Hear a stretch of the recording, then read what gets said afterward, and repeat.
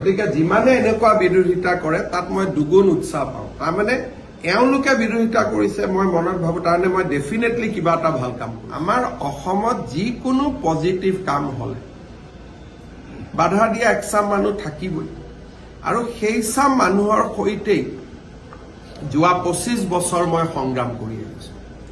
Medical college হ'ব নিদিয়ে, medical college পাতিলোঁ। ফ্লাইঅভাৰ হ'ব নিদিয়ে, ফ্লাইঅভাৰ পাতিলোঁ। এতিয়াতো তাৰ ওপৰত মোৰ গাড়ীখনে নাযায়, সকলোৰে গাড়ী যায়। ইউনিভাৰ্চিটি পাতিব নিদিয়ে, ইউনিভাৰ্চিটি পাতিলোঁ। গতিকে 25টা বছৰটো যুদ্ধই কৰি আছোঁ, আৰু সেই চাম মানুহে যেতিয়া না না কয় তেতিয়া মোৰ কুটকুটাই থাকে কেনেকৈ কামটো কৰিব পাৰোঁ, কৰিব পাৰোঁ। আৰু সেইকাৰণে ৰাজনীতিত তেনেকৈ বাচি আছোঁ। যদি সেই চাম মানুহৰ লগত নুযুঁজিলোহেঁতেন কিজানি 25 বছৰটো এনেকৈ MLA মন্ত্ৰী মুখ্যমন্ত্ৰী নহ'লোহেঁতেন।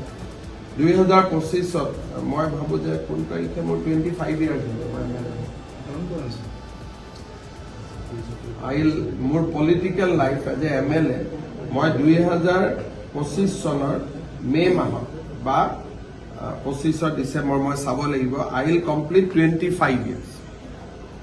এই মানুহবিলাকৰ লগত যুঁজি এইখিনিতো আগবাঢ়িলোঁ, ছাকচেছো হ'লোঁ। 25খন মেডিকেল কলেজ, যোৰহাটৰ মেডিকেল কলেজখনে প্ৰতিদিনে হ'ব দিব খোজা নাছিল। তাক পৰাজিত কৰি 4খনত কাজিয়া লাগিলোঁ, 4খনত কাজিয়া কৰি আজি 25 পালোগৈ।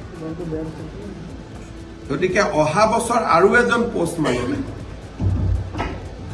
বছৰত 3টামান এনেকুৱা শ্ব' হ'লেহে গুৱাহাটীৰ নামটো ওপৰত যাব। এতিয়া ডিব্ৰুগড়ে বিচাৰিছে, শিলচৰে বিচাৰিছে।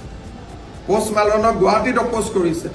অহা বছৰ গুৱাহাটীতো লৈ যাম, ডিব্ৰুগড়তো লৈ যাম, শিলচৰতো লৈ যাম, নামটো বেলেগ হ'ব। গতিকে যিমানে এনেকুৱা বিৰোধিতা কৰে তাত মই দুগুণ উৎসাহ পাওঁ। তাৰমানে এওঁলোকে বিৰোধিতা কৰিছে মই মনত ভাবোঁ তাৰমানে মই ডেফিনেটলি কিবা এটা ভাল কাম কৰিছোঁ। গতিকে মোক এনেকৈ বিৰোধিতা কৰি থাকক। এখন দলঙত বিৰোধিতা কৰিছিল, 5খন দলং হ'ল।